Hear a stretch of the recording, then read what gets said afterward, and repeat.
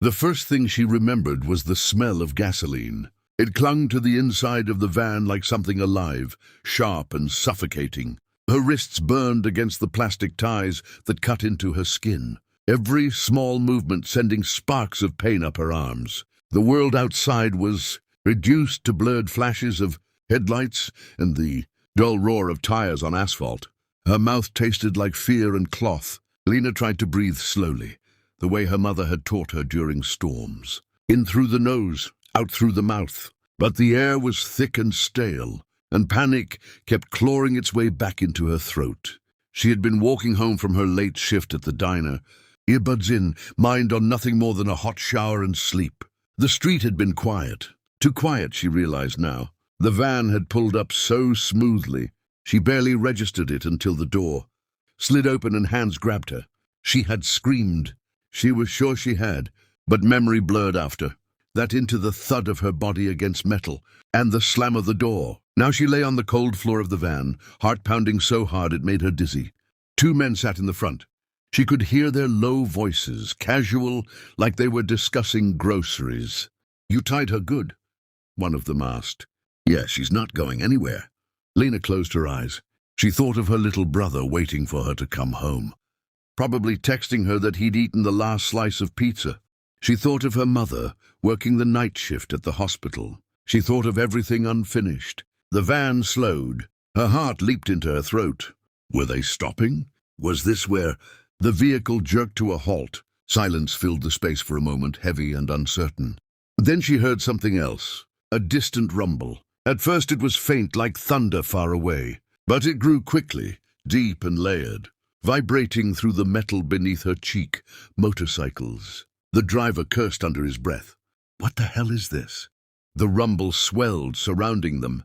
Headlights flickered through the cracks of the van doors, beams cutting across the darkness inside. Lena's pulse raced.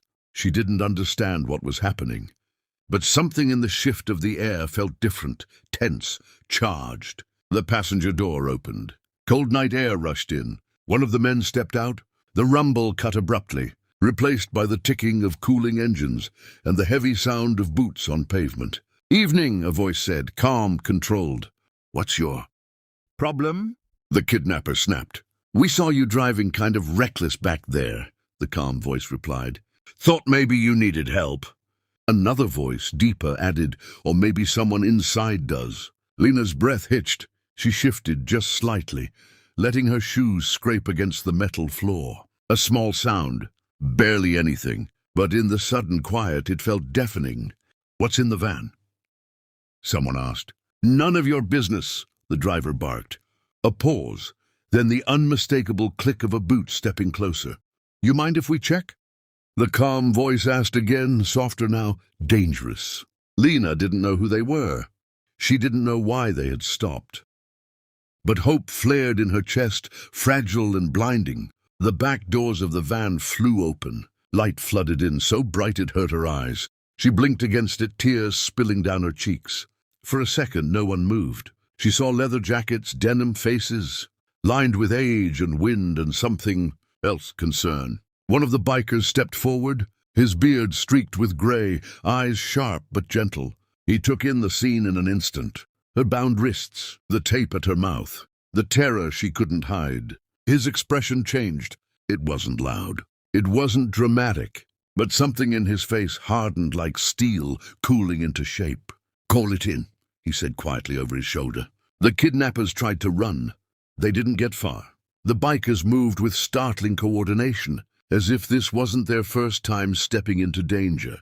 One grabbed the driver before he could reach the tree line. Another blocked the passenger with a solid shove that sent him stumbling. Lena could only watch, shaking, as chaos unfolded around her. Within minutes, sirens wailed in the distance. The bearded biker knelt beside her. His hands were rough, but when he removed the tape from her mouth, he did it slowly. "You're safe," he said. "You're safe now." The words broke something inside her.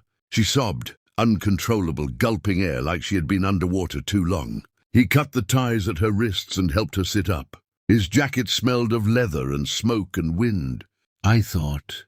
She started, but the sentence dissolved. "I know," he said softly.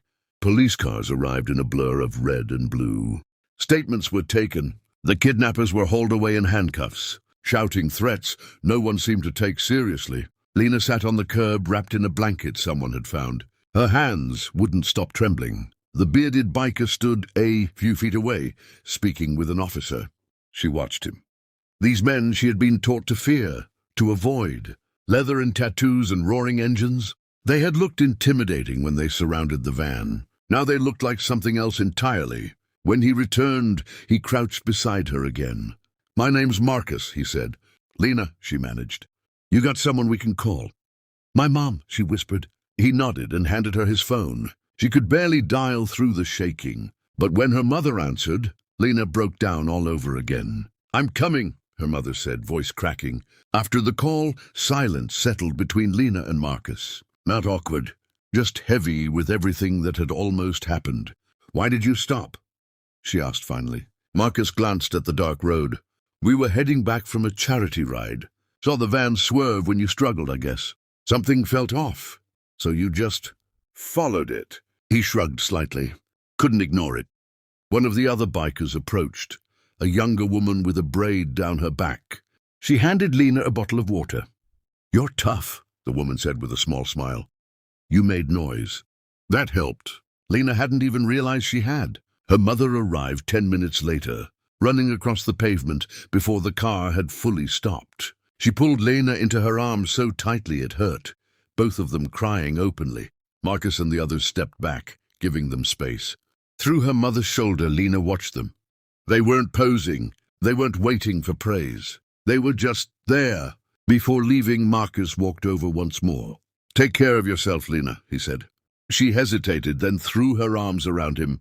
He froze for a split second, then gently patted her back. "Thank you," she whispered. He cleared his throat. "Just glad we were there." Weeks passed. Nightmares came often at first. The smell of gasoline would yank her awake, heart racing. But each time she would remember the rumble of engines, the flood of light, the voice saying, "You're safe." She started therapy. She returned to work, though she never walked home alone again. One Saturday afternoon, she stood outside the same diner where it had all begun. A familiar rumble echoed down the street. Her breath caught. Motorcycles rolled into the parking lot, engines cutting in unison. The bikers removed their helmets, laughing among themselves. Marcus spotted her and smiled. "Hey, Lena." She walked toward them, no fear in her steps this time. "What are you doing here?" she asked. "Figured we'd check on our favorite tough girl," the woman with the braid said. Lena laughed softly. It felt strange but good. They sat inside the diner, leather jackets creaking against vinyl seats. Other customers stared, uncertain. Lena poured them coffee herself. As they talked, she learned about their club.